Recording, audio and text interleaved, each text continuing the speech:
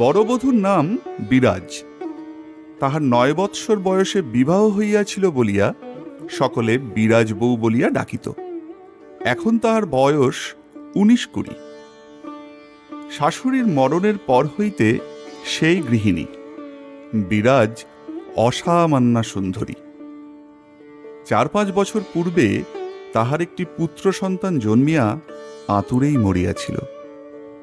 সেই অবধি সে নিঃসন্তান। রান্নাঘরে কাজ করিতেছিল। স্বামীর ডাকে বাহিরে আসিয়া ভাই বোনকে একসঙ্গে দেখিয়া জ্বলিয়া উঠিয়া বলিল, পোড়ামুখী, আবার নালিশ করতে গিয়েছিলি? কেন যাবে না? তুমি কানি বলেছ সেটা তোমার মিছে কথা, কিন্তু তুমি গাল টিপে দিলে কেন? কত বড় মেয়ে, ঘুম থেকে উঠে চোখে মুখে জল দেওয়া নেই, কাপড় ছাড়া নেই, গোয়ালে ঢুকে বাছুর খুলে দিয়ে হাঁ করে দাঁড়িয়ে দেখছে। আজ 1 ফোঁটা দুধ পাওয়া গেল না।